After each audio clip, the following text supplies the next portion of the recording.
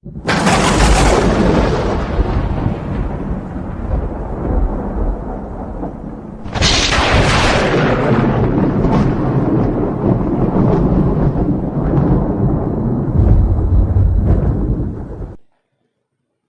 positif merupakan sebuah kebudayaan atau kebiasaan yang sering kita terapkan di sebuah instansi ataupun di sebuah sekolah.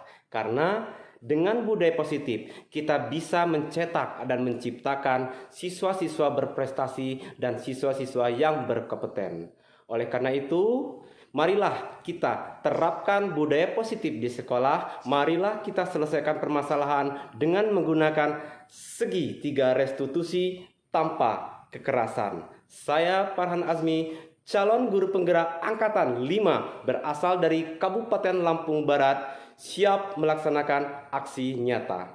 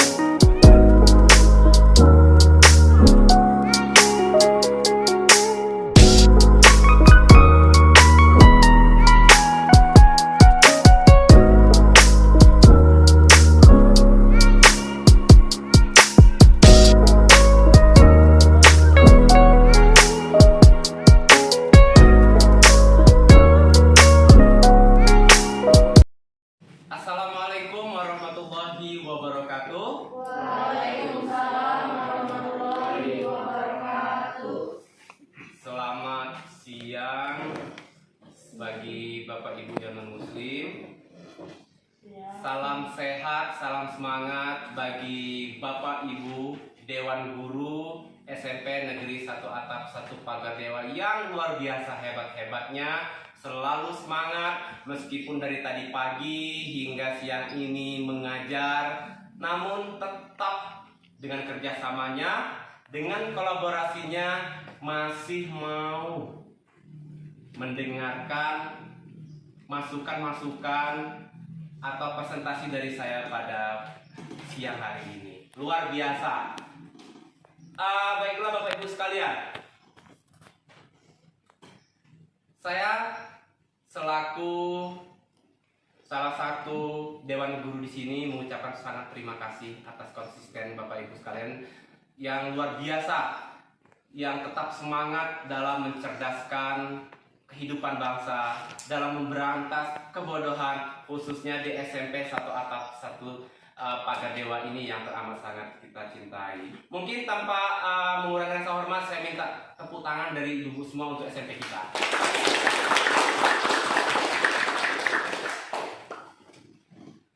Bapak Ibu sekalian, Dewan Guru hebat, khususnya yang ada di SMP saya ini. Pada kesempatan hari ini, saya ingin berbagi cerita sedikit. Saya ingin berbagi pengalaman sedikit. Saya ingin berbagi ilmu sedikit. Bagaimana menghadapi siswa, bagaimana meningkatkan kualitas sekolah kita. Karena mengapa saya berbicara di hadapan Bapak Ibu sekalian? Untuk menciptakan anak-anak yang disiplin, untuk menciptakan pembelajaran yang memiliki daya saing yang tinggi. Kita mulailah dari diri kita pribadi selaku guru. Seperti pepatah bahasa Inggris, where I did begin, there I shall end. If the gold rust, what the iron will do. Di mana saya memulai, di situ saya harus mengakhiri. Kita memulai menjadi guru, kita akhirilah yang baik-baik saja. Kemudian, if the gold rust, what the iron will do. Jika emas berkarat Bapak Ibu sekalian, terus bagaimana yang terjadi dengan besi? Sedangkan emas juga memang sudah kuning. Intinya seperti ini. Sama saja dengan pepatah guru kencing berdiri, murid kencing berlari. Intinya tergantung dari kita. Nah sekarang, apakah Bapak Ibu sekalian siap untuk melaksanakan perubahan? Siap. Alhamdulillahirrahmanirrahim. Baiklah Bapak Ibu sekalian, pada kesempatan hari ini saya akan berbagi ilmu sedikit, berbagi pengalaman sedikit. Meskipun saya yakin ilmu yang Ibu Bapak miliki lebih banyak dari saya pribadi. Namun apa salahnya jika saya berbagi apa yang sudah saya pelajari? Bapak Ibu sekalian, pada kesempatan siang hari ini saya akan membahas masalah budaya positif. Berbicara masalah budaya positif. Itulah yang akan kita bahas pada siang hari ini. Karena mengapa? Untuk menciptakan anak-anak yang unggul, untuk menciptakan pendidikan-pendidikan yang unggul, untuk menciptakan sekolah-sekolah yang disiplin, pertama yang harus kita terapkan kepada anak murid adalah budaya positif dari sebuah sekolah. Nah, seperti itu. Namun Bapak Ibu sekalian, sebelum saya membahas, kita berdiskusi tentang budaya positif yang harus kita terapkan di sekolah kita ini, pertama saya akan membacakan kesepakatan kelas dulu, kesepakatan dalam presentasi atau dalam diskusi kita pada siang hari ini. Yang pertama adalah pemateri, yaitu saya sendiri, menyampaikan tujuan pembelajarannya. Kemudian pemateri memaparkan seluruh materi hingga usai. Peserta dilarang memotong pembicaraan ketika peserta lain atau pemateri sedang berbicara. Peserta diperbolehkan bertanya pada waktu sesi tanya jawab dengan menawarkan diri dan menunggu untuk dipersilahkan. Mungkin Bapak Ibu bisa raise hand atau angkat tangan. Kemudian kesepakatan kelas yang terakhir yaitu peserta diperbolehkan mengomentari atau menanggapi pertanyaan jika dipersilahkan. Sebelum saya lanjutkan, gimana Bapak Ibu sudah bisa dipahami tentang kesepakatan kita pada siang hari ini? Sudah ya, alhamdulillahirrahmanirrahim. Suara saya cukup terdengar? Cukup. Sebenarnya Bapak Ibu sekalian lebih efektif jika kita tuh menggunakan mikrofon, jika kita juga menggunakan proyektor. Namun karena sekolah kita ya namanya sekolah kecil ya Bapak Ibu. Namun meskipun sekolah kecil tidak menutup kemungkinan kita akan menciptakan anak-anak yang berpendidikan besar seperti sekolah-sekolah besar. Sanggup? Sanggup. Alhamdulillah. Baiklah Bapak Ibu sekalian.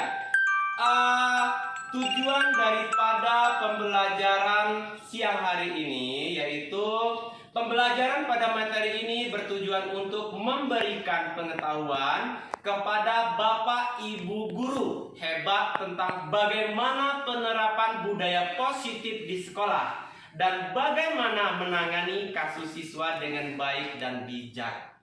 Nah, karena mengapa saya bahas pada hari ini? Sekolah banyak yang bagus.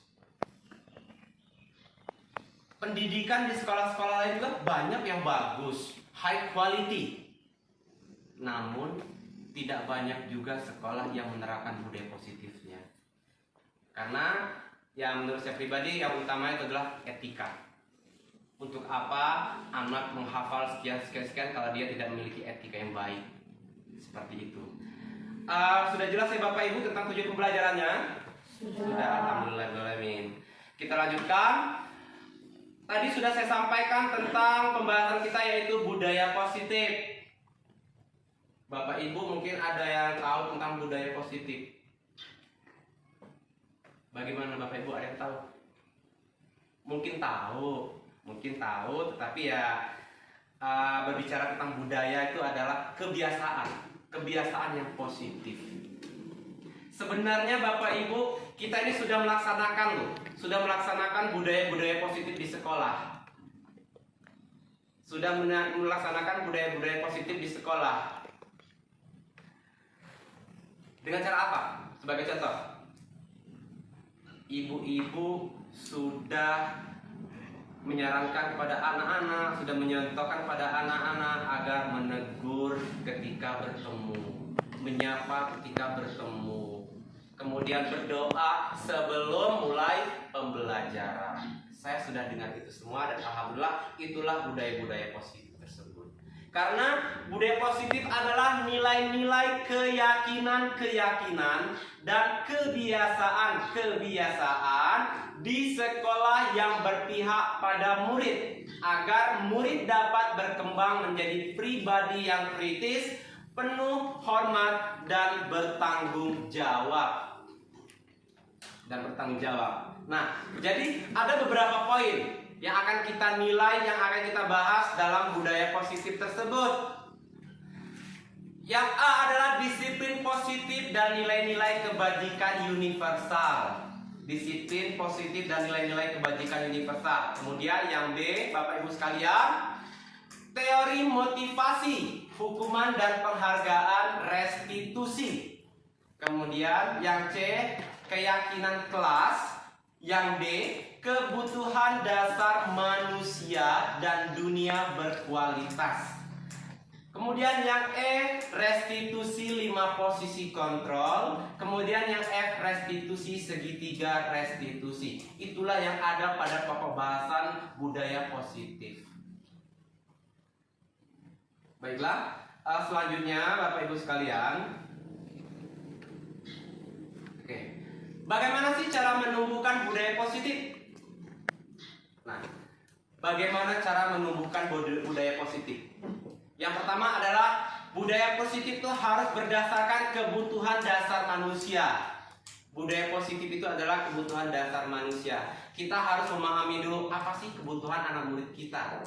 Apa yang harus kita lakukan, sehingga ketika kita sudah mengetahui kebutuhan-kebutuhan dari anak murid kita, kebutuhan pendidikan lah ya, kebutuhan pendidikan Bapak Ibu sekalian, maaf karena saya selaku guru biasa di kelas jadi manggil anak, mohon maaf sekali Bapak Ibu sekalian. Kebutuhan-kebutuhan dalam arti kebutuhan pendidikan, apa yang mereka inginkan di sana. Kita harus pahami dulu, karena setiap anak itu tuh Bapak Ibu sekalian memiliki tingkat pendidikan yang tingkat pemikiran yang berbeda-beda, tidak bisa kita samaratakan. Begitu juga sebagai contoh kita sebagai dewan guru. Nah, sebagai contoh kita sebagai dewan guru matematika memiliki 2 orang. Dari kedua orang tersebut tidak bisa kita samakan caranya, karena mereka mengetahui kebutuhan mereka masing-masing. Yang kedua adalah disiplin positif dan nilai-nilai kebaikan universal. Disiplin positif. Mungkin sebagai pembina OSIS, Pak Pandi mungkin sebagai pembina OSIS, saya lihat sudah mulai mencontohkan, sudah mulai menerapkan apa yang sudah saya terapkan dari awal semester kemarin, yaitu tegur sapa, senyum sapa salam. Alhamdulillah, terima kasih ya Pak Pandi ya. Lanjutkan, insya Allah selalu ditiru oleh guru-guru yang lainnya di sekolah lainnya. Pada pagi hari Pak Pandi sudah membagi guru-guru piket untuk agar menunggu anak-anak di gerbang untuk melaksanakan senyum sapa salam. Itu bagus sekali. Itulah salah satu contoh daripada budaya positif. Nah, nilai-nilai kebajikan apa yang ada dalam situ, yang ada dalam budaya positif tersebut, yaitu saling menghargai. Kita mengharapkan agar kita selaku guru menghargai anak murid kita, meskipun dia adalah anak-anak, tetap kita hargai. Anak-anak juga menghargai kita selaku guru, selaku orang tua, meskipun kita ini bukanlah orang tua yang melahirkan mereka, yang memberikan mereka makan dan minum, tetapi kita hanya orang tua yang memberikan mereka perhatian dan pendidikan. Nah, kemudian selanjutnya adalah keyakinan kelas. Keyakinan kelas. Alhamdulillah di sini wali-wali kelasnya sudah hadir semua, Bapak Ibu. Beberapa minggu yang lalu saya sudah mencontohkan di kelas 9 Bapak Ibu tentang bagaimana membuat keyakinan kelas. Keyakinan. Oh ya, maaf Bapak Ibu, materi ini sudah saya share ya Bu ya di grup WhatsApp-nya, boleh dibuka di grup WhatsApp-nya. Di sana ada contoh daripada keyakinan kelas. Ada contoh daripada keyakinan kelas. Keyakinan kelas sudah share di sana. Foto-foto atau video saya ketika membuat keyakinan kelas di kelas 9B juga sudah saya share di sana. Mungkin Pak Zaki bisa melihat di kelas 9B. di kelas 9B sana sudah ada contoh keyakinan kelas. Saya tempel di kelas Bapak. Karena waktu itu saya ingin membuat keyakinan kelas, tapi Bapak kebetulan dinas luar. Oleh karena itu saya memberanikan diri memohon izin kepada Ibu Kepala Sekolah. Nah, keyakinan kelas. Keyakinan kelas itu bisa dikatakan adalah kesepakatan kelas. Apa yang diyakini oleh anak-anak untuk mereka sendiri. Apa yang disepakati oleh anak-anak untuk mereka sendiri. Sehingga kita melatih anak-anak untuk disiplin dengan ucapannya, kemudian bertanggung jawab dengan apa yang sudah mereka pilih, bertanggung jawab dengan apa yang sudah mereka sepakati. Jadi fungsi daripada keyakinan kelas atau kesepakatan kelas tersebut adalah agar anak-anak kita menjadi disiplin, Bapak Ibu sekalian, menjadi bertanggung jawab tanpa kita susah-susah memberikan hukuman. Mereka sudah tahu apa konsekuensinya jika mereka melanggar keyakinan atau kesepakatan yang sudah mereka sepakati. Nah, mengapa keyakinan kelas tidak peraturan kelas saja? Nah, ini mengapa keyakinan kelas tidak peraturan kelas saja? Sekarang yang sering kita lakukan adalah peraturan. Anak-anak harus seperti ini, masuk harus jam sekian, tidak boleh sekian, itu adalah aturan. Mengapa kita memilih keyakinan daripada peraturan? Keyakinan kelas bersifat lebih abstrak. Bisa dilihat di grup WhatsApp yang sudah saya kirim di sana. Keyakinan kelas bersifat lebih abstrak daripada peraturan yang lebih rinci dan konkret. Lebih abstrak maksudnya adalah lebih nyata. Gitu. Lebih terlihat hasilnya keyakinan. Kemudian keyakinan kelas berupa pernyataan-pernyataan universal. Keyakinan kelas berupa pernyataan-pernyataan universal. Kemudian pernyataan keyakinan kelas senantiasa dibuat dalam bentuk positif. Mengapa kita dikatakan bahwa pernyataan keyakinan kelas senantiasa dibuat dalam bentuk positif? Karena keyakinan tersebut kita buat dengan kebersamaan, kita buat bersama anak-anak. Berarti kan positif. Mereka yang membuat, mereka juga yang menjauhi dari melanggar. Dan mereka juga yang akan mendapatkan konsekuensinya. Kemudian keyakinan kelas sebaiknya sesuai yang dapat diterapkan di lingkungan tersebut. Kita lihat karena mengapa kelas 9 berbeda dengan lingkungan kelas 8. Kelas 8 berbeda dengan lingkungan kelas 7. SMP Negeri 1 Atap 1 Pagar Dewa berbeda dengan lingkungan SMP Negeri 1 Skincau. Nah, oleh karena itu keyakinan kelas tersebut lebih baik jika kita lakukan dengan mengikuti diterapkan dengan berdasarkan lingkungan tersebut.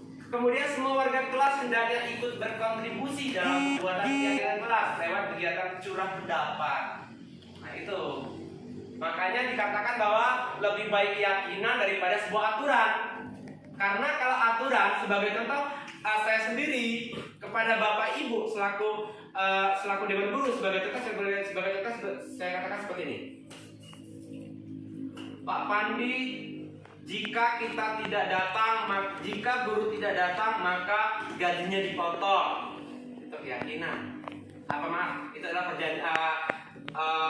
perjanjian. Itu atau hukuman. Konsekuensi. Nah, gitu. Namun kalau kita membuat sebuah keyakinan kelas, keyakinan kantor Dewan Guru, saya katakan bahwa bagaimana Bapak Ibu semua, apa yang harus kita yakini? Kita sebagai guru di sini. Mulai, ada yang nulis 5 menit sebelum bel berbunyi harus sudah standby di kantor. Setiap jam pelajaran pertama, guru bidang studi di jam pelajaran pertama harus standby di depan kelas untuk memimpin lagu Indonesia Raya anak-anak. Itu keyakinan tersebut guru-guru semua yang membuatnya, kita semua yang meyakininya. Kita yakin bahwa apa yang kita buat tersebut adalah untuk kemajuan kita bersama. Sehingga apa yang kita yakini tersebut kita akan mikir-mikir dulu lah Bapak Ibu untuk melanggarnya. Karena kita sendiri yang mengucapkannya, kita sendiri yang menulisnya. Seperti itu.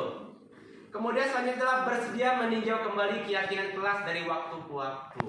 Jadi keyakinan tersebut bisa kita tinjau kembali. Sebagai contoh, ada 10 keyakinan. Kita tinjau setiap semester, kita tinjau kembali. Oh, ternyata poin kelima ini nih tidak terlaksana. Oh, ternyata poin kelima ini nih selalu kita langgar terus keyakinannya. Oh, berarti ini harus ditindaklanjuti. Seperti apa tindak lanjutnya? Seperti itu. Kemudian kebutuhan dasar manusia. Tadi sudah kita bahas tentang kebutuhan dasar manusia. Bapak Ibu sekalian, berdasarkan menurut Dr. William Glasser dalam Choice Theory. Sekali lagi, menurut Dr. William Glasser dalam Choice Theory, bahwa kebutuhan dasar manusia itu terdapat 5 macam.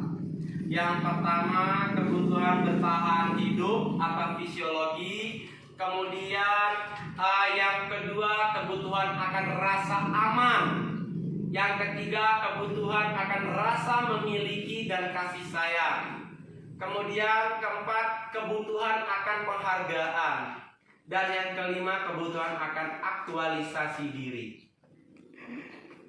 Mengapa 5 kebutuhan ini harus kita pahami? Karena untuk menerapkan aturan-aturan, untuk menerapkan atau membuat sebuah budaya-budaya positif di sebuah instansi, atau di sebuah sekolah, atau di sebuah kelas, Bapak Ibu sekalian, kita harus pahami dulu 5 kebutuhan tersebut, di mana di sini dijelaskan oleh William Glasser.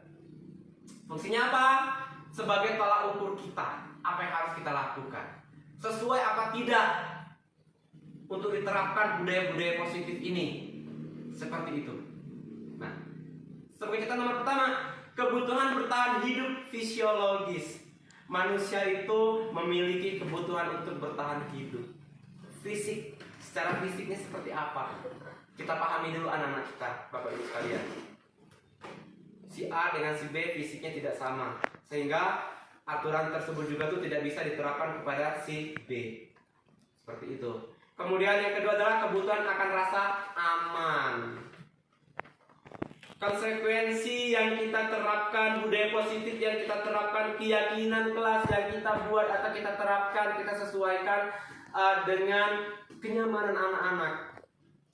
Bagaimana anak-anak kita mau belajar dengan nyaman jika kita sendiri sebagai guru mereka, sebagai pengayom mereka, tidak memberikan kenyamanan untuk mereka. Bagaimana anak-anak kita akan belajar dengan nyaman kalau dari pagi saja kita sebagai guru sudah marah-marah? Begitu juga, bagaimana kita mau belajar dengan nyaman jika kelasnya sendiri masih kotor, Bapak Ibu sekalian? Jadi mohon terapkan, itu salah satu budaya positif dan keyakinan kelas yang harus kita yakini di sana untuk menjaga kebersihan, salah satunya. Selanjutnya adalah kebutuhan akan rasa memiliki dan kasih sayang. Kebutuhan akan rasa memiliki dan kasih sayang. Seperti ini Bapak Ibu sekalian. Berbicara masalah rasa memiliki, ada anak yang rasa memilikinya lumayan tinggi, sehingga meja saja dicoret-coret. Ya, rasa memiliki terlalu tinggi Bapak Ibu sekalian. Kemudian ada rasa kasih sayangnya terlalu tinggi. Nah, itu. Tetapi yang kita butuhkan di sana adalah beda Bapak Ibu. Kebutuhan akan rasa memiliki dan kasih sayang. Kita sebagai guru, sebagai pendidik, kita memiliki rasa memiliki. Oh, mereka adalah anak-anak saya. Mereka harus saya rangkul, saya sayangi. Seperti anak-anak kita di rumah, seperti saudara-saudara kita di rumah. Kita didik mereka dengan baik. Insya Allah, kalau kita memberikan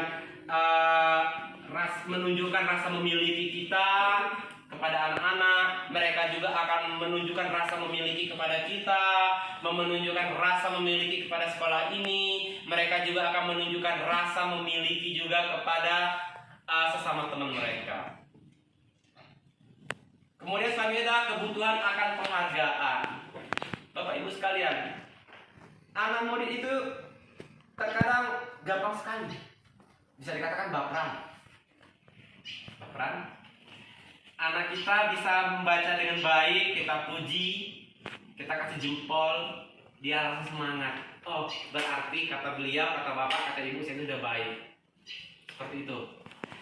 Kemudian anak kita yang peringkat, kita kasih piala. Kemudian anak kita dari presentasi, kita kasih apresiasi yang setinggi-tingginya atas penampilan mereka. Nah, jadi penghargaan tersebut penting Bapak Ibu sekalian. Tetapi ingat, ketika kita memberikan penghargaan atau pujian kepada anak didik kita, jangan lupa untuk memberikan kata-kata tambahan agar mereka tetap semangat, Bapak Ibu sekalian. Agar mereka tetap semangat. Sebagai contoh, kita memberikan anak kita sebuah piala. Kita memberikan anak kita sebuah piala karena prestasinya. Jangan lupa kita selaku guru selipkan beberapa kata untuk beliau. Selamat ya nak atas prestasinya. Hati-hati, teman di belakangnya banyak yang pengen.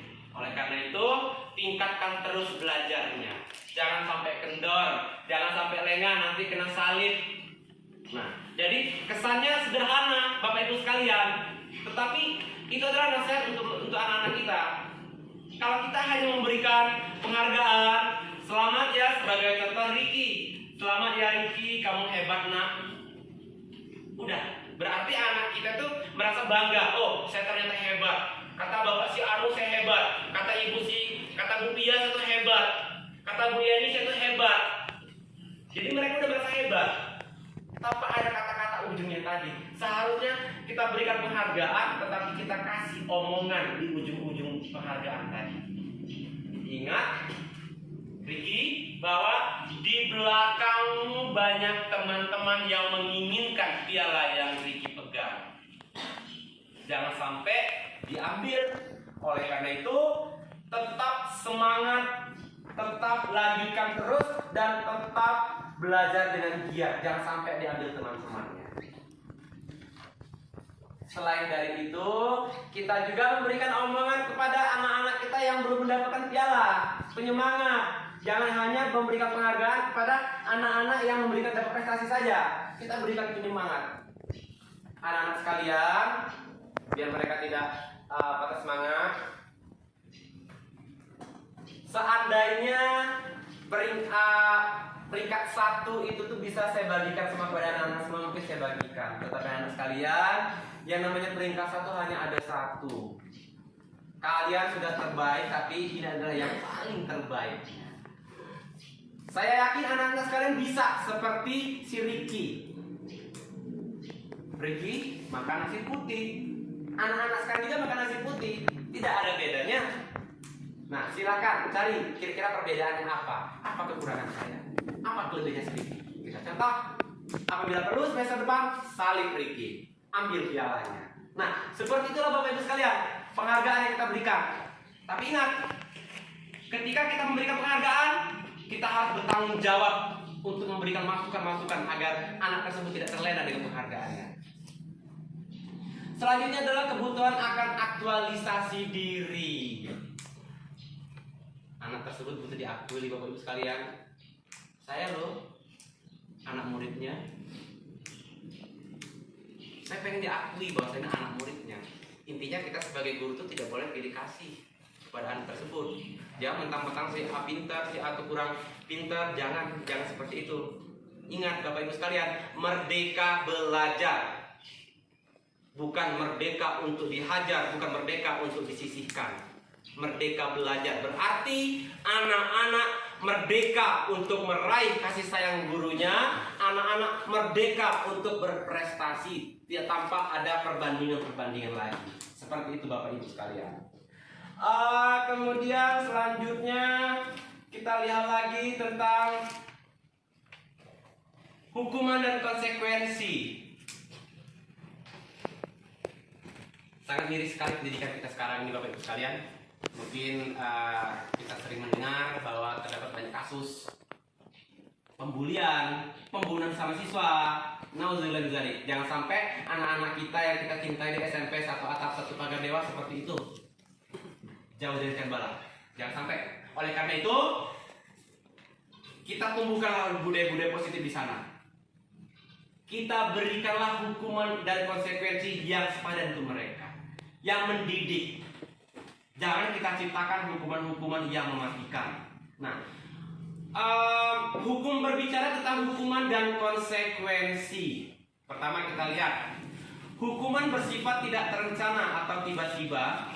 Anak atau murid tidak tahu apa yang akan terjadi dan tidak dilibatkan. Hukuman bersifat satu arah dari pihak guru yang memberikan, dan murid hanya menerima suatu hukuman tanpa melalui suatu kesepakatan atau pengarahan dari pihak guru, baik sebelum atau sesudahnya. Hukuman diberikan bisa berupa fisik maupun psikis. Murid atau anak disakiti oleh suatu perbuatan atau perkataan. Seperti itu hukuman. Kemudian yang kedua, sementara disiplin dalam bentuk konsekuensi. Karena disiplin itu ada dua cara, Bapak Ibu sekalian. Pertama, kita menegakkan disiplin dengan sebuah hukuman. Yang kedua, kita menegakkan disiplin dengan sebuah konsekuensi. Disiplin dengan sebuah konsekuensi. Tadi sudah dibahas tentang hukuman, bahwa hukuman tersebut adalah buatan kita. Tetapi perbedaannya, hukuman tidak kita sepakati bersama. Itu adalah hukuman per individu. Konsekuensi adalah terencana. Nah, kalau hukuman secara tiba-tiba tanpa terencana, kalau dia konsekuensi, Bapak Ibu sekalian, itu terencana. Kita buat bersama-sama konsekuensinya. Sehingga sudah disepakati, sudah dibahas dan disetujui oleh murid dan guru. Umumnya bentuk-bentuk konsekuensi dibuat oleh pihak guru sekolah, dan murid sudah mengetahui sebelumnya konsekuensi yang akan diterapkan bila ada pelanggaran. Pada konsekuensi, murid tetap dibuat tidak nyaman untuk jangka waktu pendek. Jadi gini Bapak Ibu sekalian, hukuman buatan individu tanpa ada kesepakatan dewan guru yang lain. Namun kalau konsekuensi itu berdasarkan kesepakatan bersama. Sebagai contoh, saya lihat di kelas-kelas sudah ada poin-poin untuk siswa-siswa yang melanggar aturan ya Bapak Ibu. Sudah ada, alhamdulillah sudah bisa diterapkan. Saya lihat guru BK-nya juga, Bu Hari juga saya lihat gesit sekali untuk mengatasi anak-anaknya. Alhamdulillah, terima kasih. Kemudian Pak Pandi juga luar biasa sebagai pembina OSIS-nya. Bu Yeni sebagai kesiswaannya luar biasa. Kemudian sebagai kurikulumnya juga Bu Novi sangat luar biasa, bisa menghandle berjalannya pendidikan kurikulum kita, sangat luar biasa. Insya Allah dengan kolaborasi kita, maka kita akan menciptakan siswa-siswi yang berkompeten dan berdaya saing tinggi di era globalisasi. Amin. Nah, jadi Bapak Ibu sekalian, ketika saya dijelaskan tentang hukuman dan konsekuensi, jelas bahwa yang kita harus tegakkan sekarang adalah konsekuensi, bukanlah sebuah hukuman. Apa perbedaannya? Tadi kalau hukuman secara tiba-tiba. Sebagai contoh, saya pribadi sebagai guru, datang si A sebagai contoh, saya akan mengatakan begini: kamu terlambat. Oleh karena itu, karena kamu sudah terlambat 5 menit, bersihkan WC. Seharusnya tidak seperti itu, Bapak Ibu sekalian, tidak seperti itu. Kita sudah sepakati bersama-sama. Jika anak terlambat sekian menit, hukumannya adalah konsekuensi, bukan hukuman. Konsekuensi adalah seperti ini. Jika anak tidur di dalam kelas, konsekuensinya seperti ini. Jika ada siswa yang sudah 3 kali berturut-turut tidak mengikuti pelajaran, konsekuensinya seperti ini. Sehingga semua konsekuensi tersebut sudah kita ketik, sudah kita umumkan kepada anak-anak biar mereka tahu apa yang harus mereka lakukan. Sehingga jika kita sebagai guru sudah mengucapkan konsekuensi atas sebuah pelanggaran mereka, maka kita tidak salah lagi mereka sudah diberi konsekuensi, mereka sudah diberi peringatan. Itulah fungsi daripada konsekuensi. Oleh karena itu, kita terapkan sekarang masalah konsekuensi, Bapak Ibu sekalian.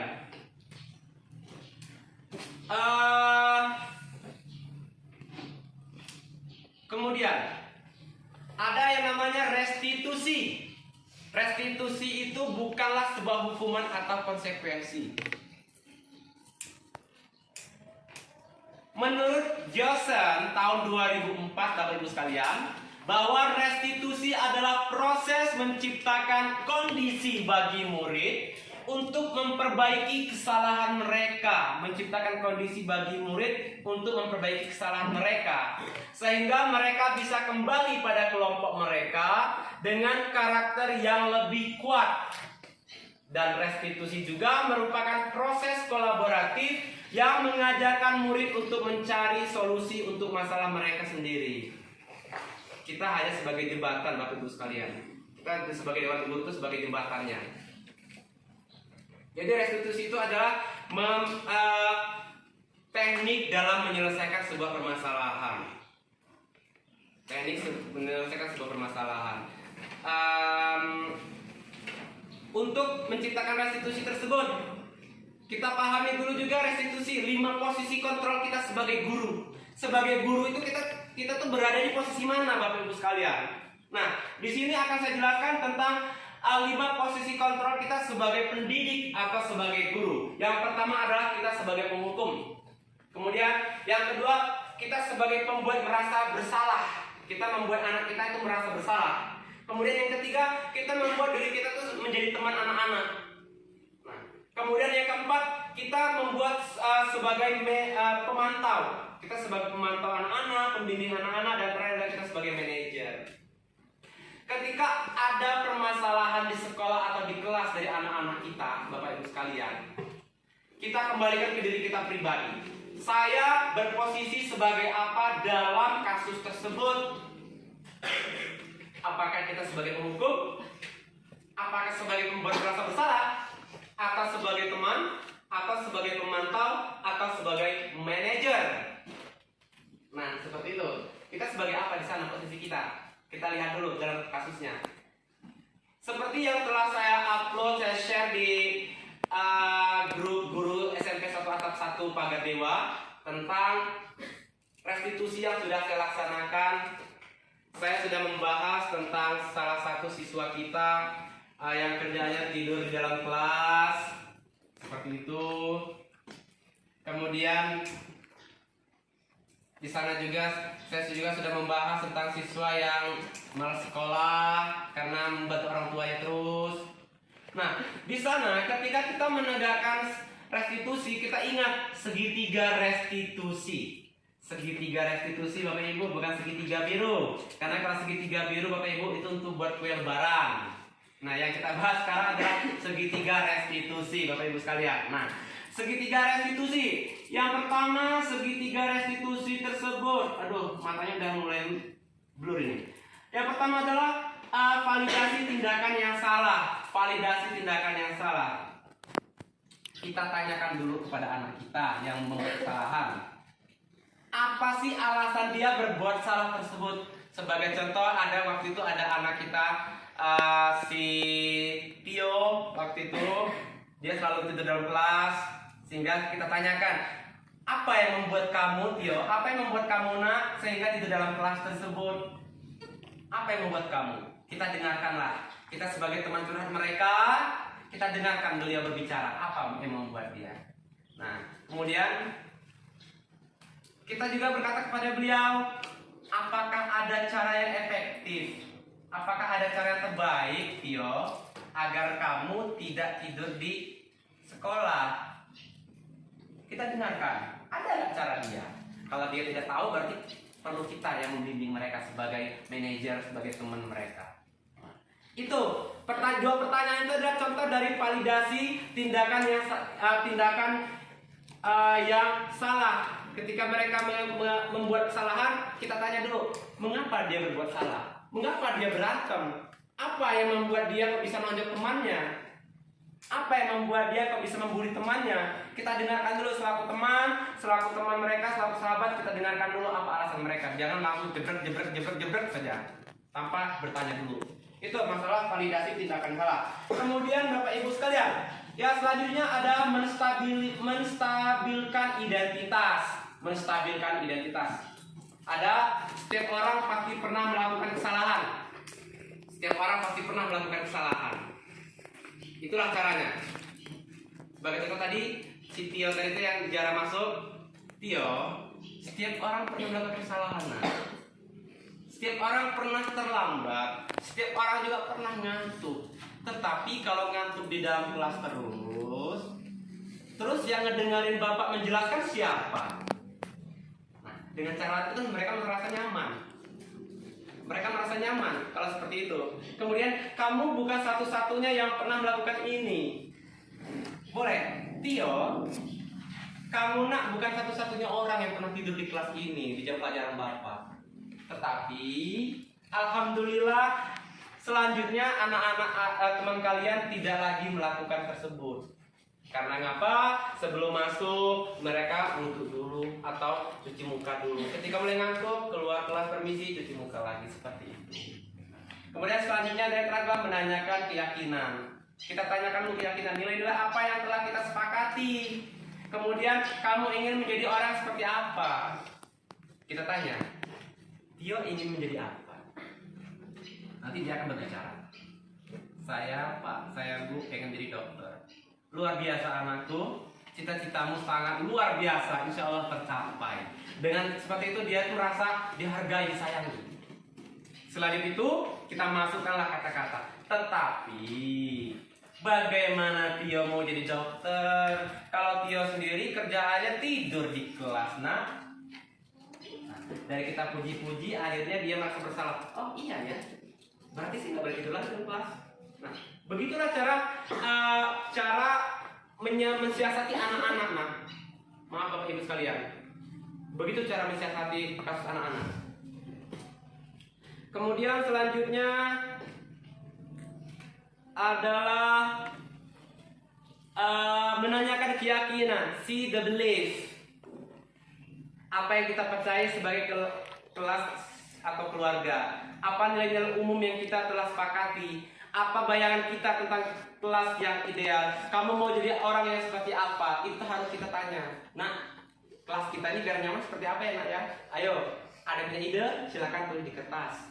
Atau boleh juga kita menggunakan aplikasi apa tuh yang sekarang ini? Jamboard. Aplikasi Jamboard. Anak-anak kita buat berikan aplikasi Jamboard sehingga kita lihat di sini. Masuk. Saya menginginkan kelas seperti ini. Saya pengen guru kita seperti ini, saya pengen pembelajarannya seperti ini, seperti itu. Kita gunakan aplikasi Jamboard. Nanti kita pelajari aplikasi Jamboardnya. Mungkin itu saja Bapak Ibu sekalian paparan dari saya. Jika ada pertanyaan dari salah satu ibu, mungkin boleh saya persilahkan. Pak, saya memiliki permasalahan selaku guru BK kepada kelas 9 yang malas sekali untuk sekolah. Bahkan berkali-kali saya panggil, oleh karena itu apakah solusinya? Oke. Permasalahan yang malas ya Bu ya, Bu Tari ya. Oke. Saya sudah mendengar Bu Tari tentang permasalahan tersebut. Terima kasih. Malas. Kalau berbicara masalah malas Bapak Ibu, kita terkadang malas juga ya. Langkah pertama, coba Bu Tari panggil anaknya, tetapi jangan di depan teman-teman. Panggil ke ruangan BK, ajak ngobrol sebagai teman. Ajak ngobrol sebagai teman. Ibu gunakanlah metode segitiga restitusi.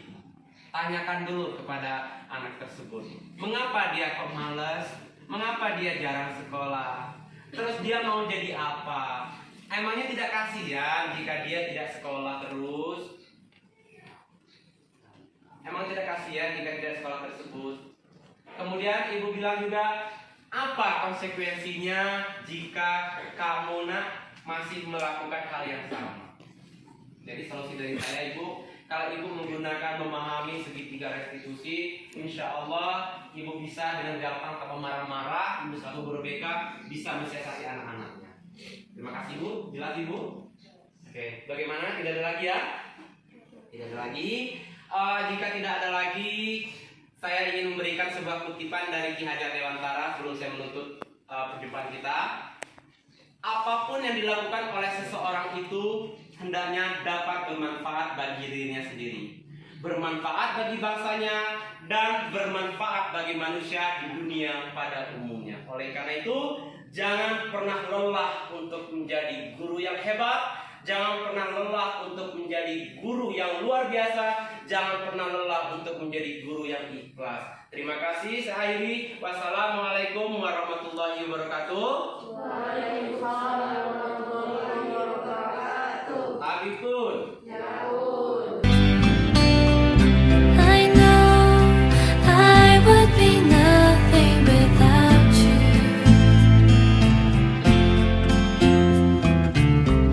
So lean on me whenever you have to, my dearest friend.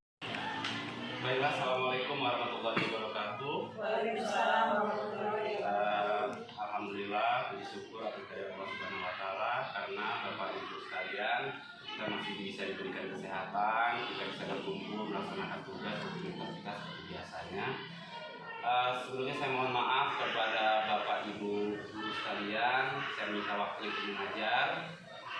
Di sini saya ingin mensosialisasikan masalah kedisiplinan yang harus kita laksanakan dan harus kita benahi di sekolah kita tercinta ini, karena kedisiplinan itu Bapak Ibu sekalian masuk ke dalam budaya-budaya positif. Nah, seperti itu. Untuk masalah prestasi Bapak Ibu sekalian, prestasi itu tuh kalau untuk dalam bidang akademik kayaknya kita agak susah, bukannya tidak bisa, tapi agak susah, mengingat kita serba kekurangan dalam sarana dan prasarana. Tetapi berdasarkan budaya positif kita harus terapkan adalah yang pertama adalah kedisiplinan. Kedisiplinan itu dimulai dari diri kita pribadi, tetapi saya melihat alhamdulillah rekan-rekan saya di sini ini disiplinnya sudah luar biasa, sudah patut dijadi contoh, dan itu juga sudah wajib kita terapkan kepada anak-anak kita, khususnya Bapak Ibu yang bertindak sebagai wali kelas.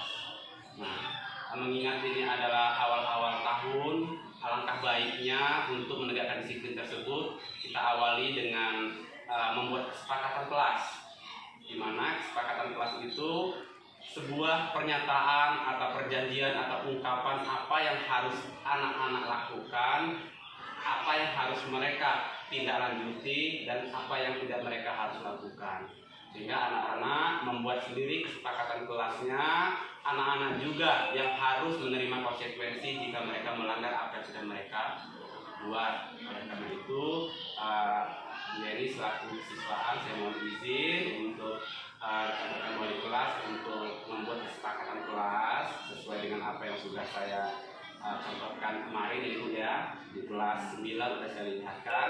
Oleh itu yang mohon kerjasamanya, saya yakin kalau kita menerapkan kesepakatan kelas ini, insya Allah anak kita menjadi lebih tertib. Walaupun anak kita jauh dari prestasi akademik, insya Allah dari disiplinnya mereka nomor satu. Mungkin itu saja Ibu, karena waktunya sudah harus masuk kelas. Terima kasih atas waktunya, semangat bekerja. Saya yakin kita semua adalah guru-guru hebat. Terima kasih. Wassalamualaikum warahmatullahi wabarakatuh. Waalaikumsalam warahmatullahi wabarakatuh. I know I would be nothing without you. So lean on me whenever you have to, my dearest friend. I love you more than I can. Assalamualaikum warahmatullahi wabarakatuh.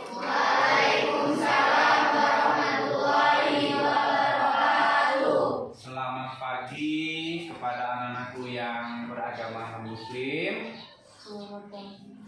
Gimana kabarnya hari ini? Alhamdulillah sehat. Masih semangat untuk belajar? Dengan semangat kalian, semoga apa yang kalian dapatkan hari ini akan menjadi bekal kalian ke depan. Baiklah anak-anak sekalian, karena ini adalah pertemuan pertama kita, maka perlu kiranya kita membuat sebuah kesepakatan, di mana kesepakatan kelas ini merupakan kesepakatan yang kita sepakati bersama-sama. Kalian yang menulis, kalian yang menyepakati, kalian juga yang akan menjalankannya. Jika kalian tidak menjalankan apa yang kalian sepakati, berarti kalian tidak konsisten. Nah, dengan kalian menjalani apa yang kalian sepakati, berarti kalian sudah mendidik diri kalian untuk jujur kepada diri sendiri. Baiklah anak sekalian, untuk membuat kesepakatan pada pagi hari ini, Mister sudah membawakan beberapa kertas warna. Kertas warna ini namanya adalah post-it. Sudah ada lemnya di sini. Apa fungsinya ini? Fungsinya adalah untuk menuliskan menurut kalian kesepakatan apa yang bisa membangun diri kalian untuk menjadi lebih baik. Kesepakatan apa yang akan kalian laksanakan ke depannya. Paham? Oke. Nah, setelah ditulis nanti, baru kalian akan tempel pada karton yang ada di depan kalian ini. Karton, karena ini ada 5 warna, berarti nanti itu warna 1, warna 2, warna 3, warna 4, warna 5. Untuk yang ke bawahnya nanti, kalian sesuaikan dengan warna yang ada di atasnya. Jelas? Jelas. Tulis dengan syarat tulisannya harus menggunakan tulisan balok semua atau tulisan gede biar gampang terbaca. Siap untuk membuat kesepakatan kelas? Siap. Siap konsisten dengan kesepakatan yang sudah akan kalian buat? Siap. Benar? Benar. Oke, terima kasih. Ini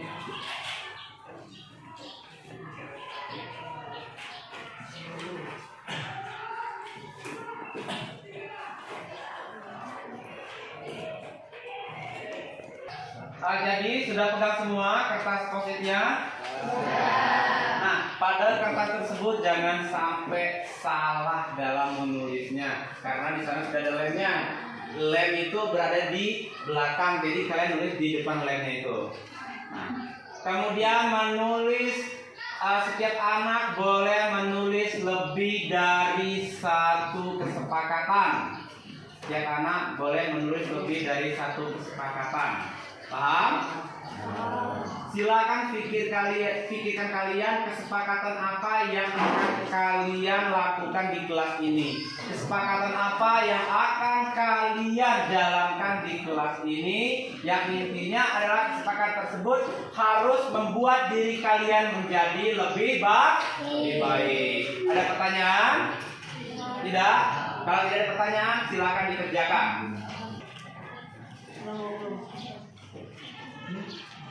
Boleh tadi habis sembari itu.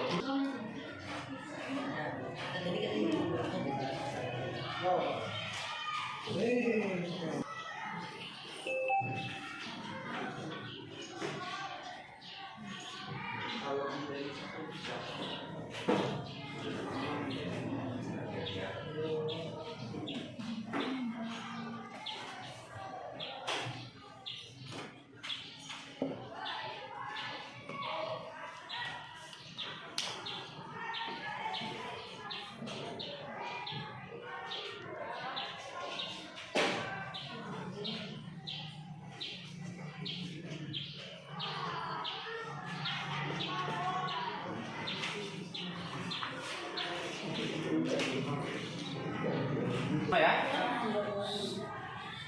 Oke, kalau sudah selesai, masing-masing perwakilan masing-masing warna silakan maju ke depan. Masing-masing warna perwakilan dulu, biar nanti enak yang lain ikut. Silakan. Yang warna hijau, pink, orange, hijau muda.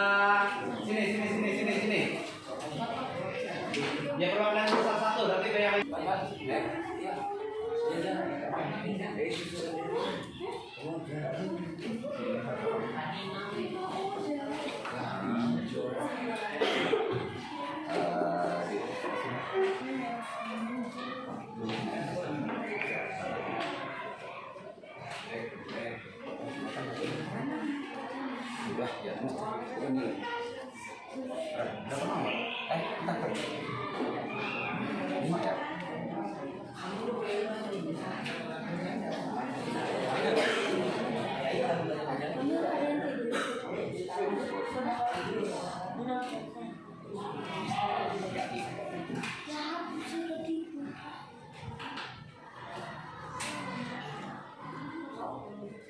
Silakan mengikuti warna yang ada. Silakan. Yang rapi.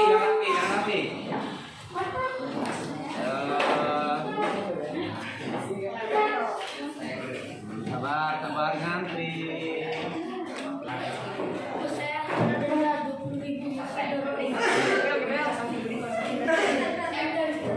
Udah semua ya? Udah semua, alhamdulillah. Nah, ini anak-anak sekalian, kesepakatan kelas ini adalah tulisan-tulisan yang kalian tulis dengan tangan kalian sendiri dan hasil pemikiran kalian sendiri. Oleh karena itu, kalianlah yang harus mentaati aturan atau kesepakatan yang sudah kalian buat. Coba kita lihat di sini. Ada yang nulis katanya tidak boleh berkata kasar, tidak boleh berperang. Ini masuk dalam kategori pembulian, memang tidak boleh. Nah, kemudian lagi ada wajib membuang sampah pada tempatnya. Kemudian ada lagi wajib membayar uang kas. Kemudian juga ada wajib membayar uang OSIS, tidak boleh membawa handphone dan sebagainya. Nah, jadi anak-anak sekalian, konsekuensi yang akan kalian terima dari kesepakatan yang telah kalian buat ini adalah konsekuensi yang akan kalian tentukan juga. Kira-kira apa konsekuensinya jika kalian melanggar kesepakatan? Jelas? Oke, terima kasih. Kalau sudah jelas, silakan ditutup bukunya. Boleh disimpan.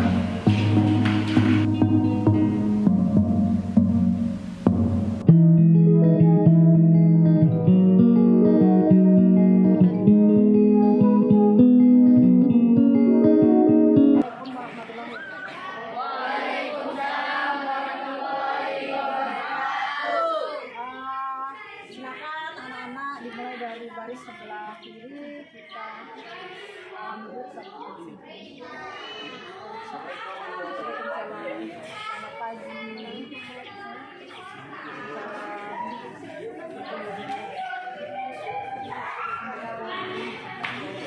Jangan lari ya.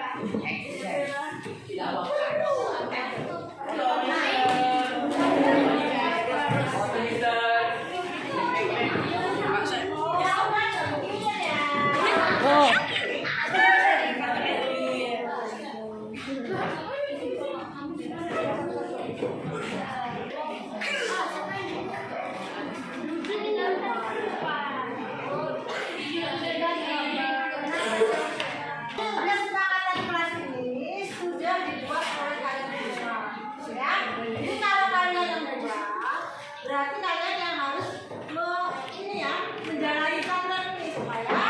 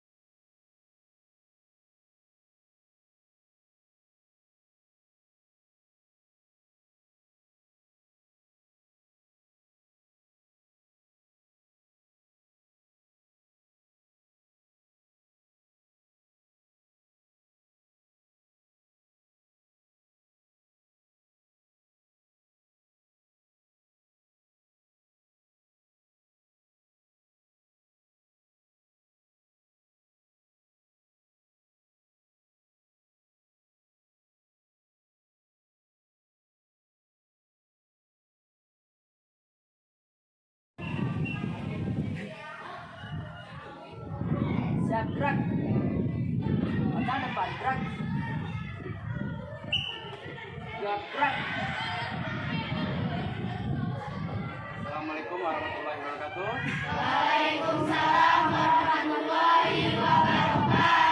Gimana anak sekalian? Sehat semuanya? Sehat. Semangat ya untuk belajar ya? Semangat. Ya, kalau sudah semangat, tumbuhkan dalam diri kalian bahwa niat kalian ke sekolah ini untuk belajar. Semangat ya? Semangat. Silakan mulai dari tadi masuk ikut pertemuannya.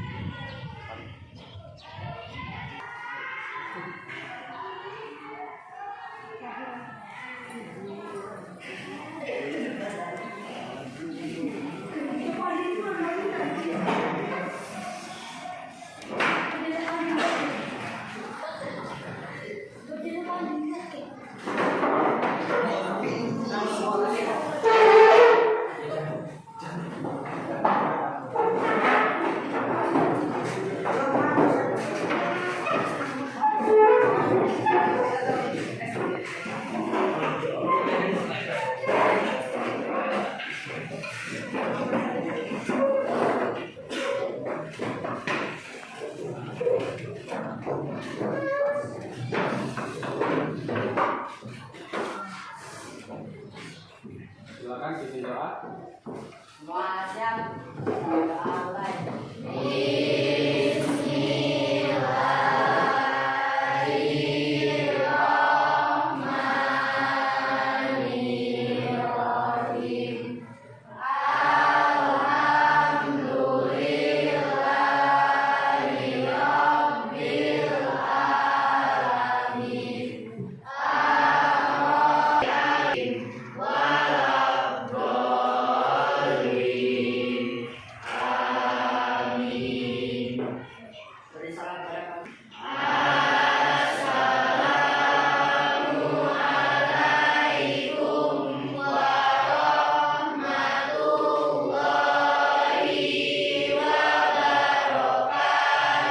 Waalaikumsalam warahmatullahi wabarakatuh. Selamat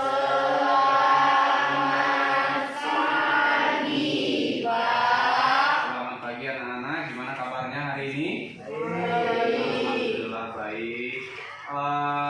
Mister melihat ada beberapa kursi kosong. Teman-temannya kemana?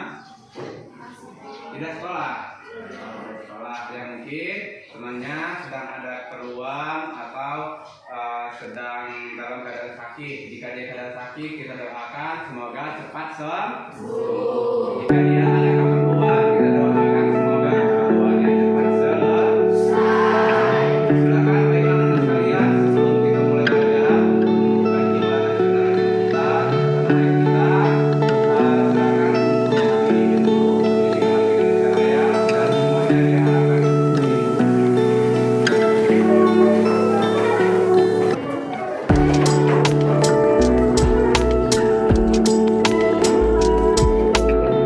Thank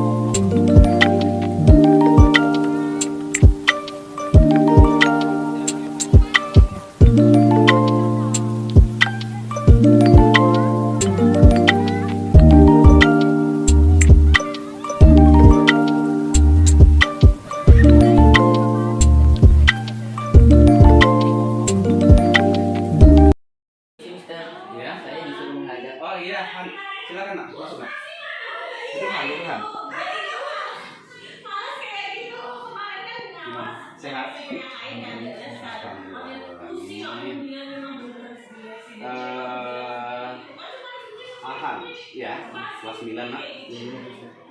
Ahan.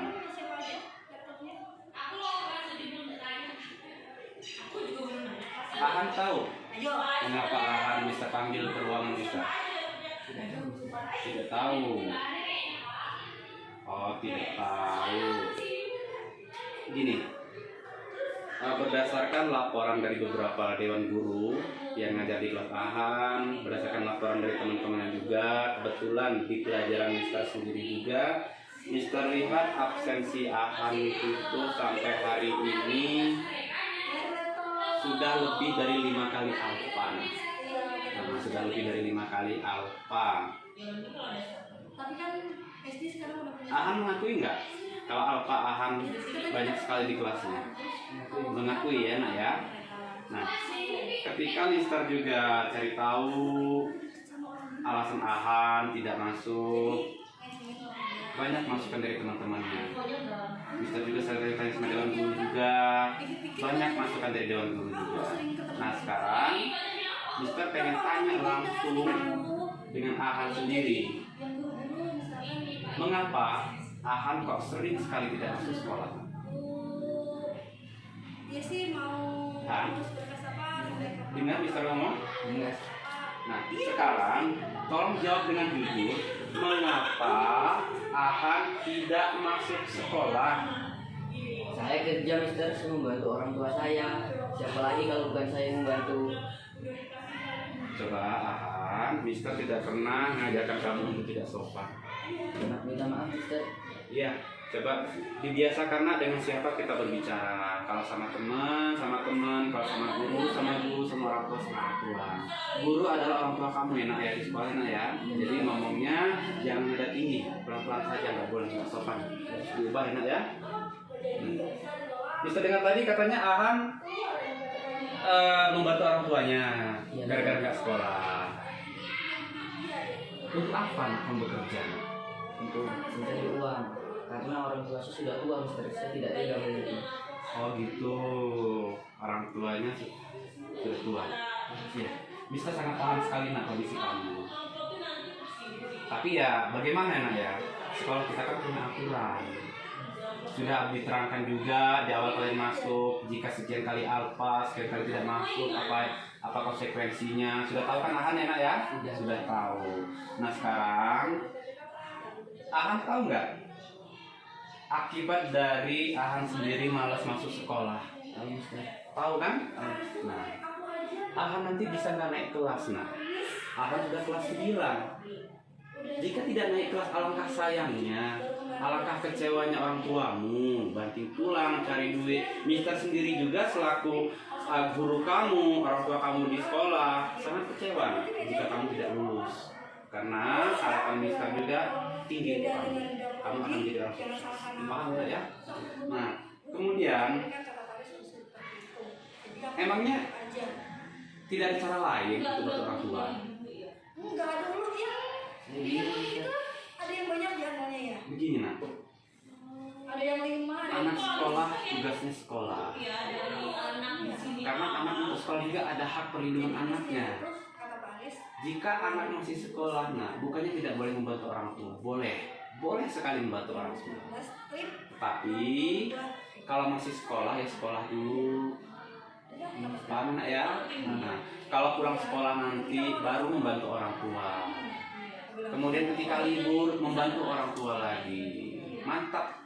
Ahan nanti rajin sekolah, rajin berbakti pada orang tua. Nah seperti itu. Emangnya Ahan tidak mau jadi orang sukses? Mau Mister. Mau kan nak ya? Nah sekarang Mister pengen tanya, Ahan punya cita-cita nggak? Punya Mister. Pengen jadi apa? Mau jadi tentara Mister. Pengen jadi tentara. Luar biasa nak cita-citanya. Amin, semoga tercapai ya nak ya. Nah jadi sekarang kalau Ahan pengen jadi tentara, sementara Ahan sendiri malas belajar, Ahan sendiri malas sekolah, bagaimana Ahan jadi cita-cita? Karena aku tuh nggak beres-beres dulu. Tapi Ahan belum terlambat untuk berubah. Ahan bisa kok. Nah, jadi Mister minta tolong sama Ahan, mulai sekarang rajin-rajin belajar, Gini, Pak ini. ya. Kemudian juga rajin-rajin sekolah, membantu orang tua juga boleh, sangat baik sekali. Tapi ingat, utamakan sekolah. Bukan berarti bisa mengajarkan Ahan untuk kurang ajar, bukan ya. Tapi masalah posisi Ahan masih anak sekolah. Nah, seperti itu. Karena ya setiap orang ya punya masalah ekonomi, nah bisa juga punya masalah ekonomi. Guru-guru lain juga punya masalah ekonomi. Tapi kita kan mencari jalan keluarnya. Nah, kalau Ahan mau berbakti pada orang tuanya, solusinya apa nak? Setelah pulang sekolah, silahkan membantu orang tua. Kemudian ketika libur, gunakanlah untuk membantu orang tua. Tetapi ketika sekolah, gunakanlah untuk sekolah. Kalau Ahan seperti itu ya insya Allah Ahan bisa mengejar cita-citanya menjadi seorang PSI. Bisa berubah? Benar. Yakin. Oke. Karena ya kasihan sama orang tuanya. Masa kan nggak kasihan? Kalau Mister udah masa nggak kasihan?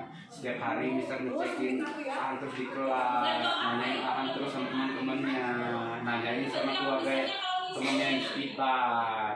Nah, kasihan nggak sama orang tuanya? Kasihan, pengen bagian orang tuanya? Pengen. Oleh karena itu ya rajin belajar, kalau berubah ya mulai sekarang ya. Tidak ada yang tidak mungkin. Semua orang itu punya masalah. Tetapi tidak ada masalah yang tidak punya solusi. Semua ada solusi kok. Nah seperti itu saja. Ya harapan Mister, Ahan bisa tetap sekolah. Mulai detik ini Ahan sudah mulai berubah. Jika Ahan tidak berubah, ya mohon maaf, Mister tidak bisa bantu apa-apa lagi. Terpaksa, kalau Ahan masih juga malas sekolah, terpaksa orang tuanya nanti bisa panggil. Sanggup? Sanggup berubah? Sanggup. Oh yaudah, kalau seperti itu, pelajaran apa sekarang? Bahasa Indonesia. Bahasa Indonesia. Silahkan ke sekolah, ke kelas lagi, ikuti pelajaran dengan baik ya. Ya, Oke, yaudah. Ini suatu ya, mau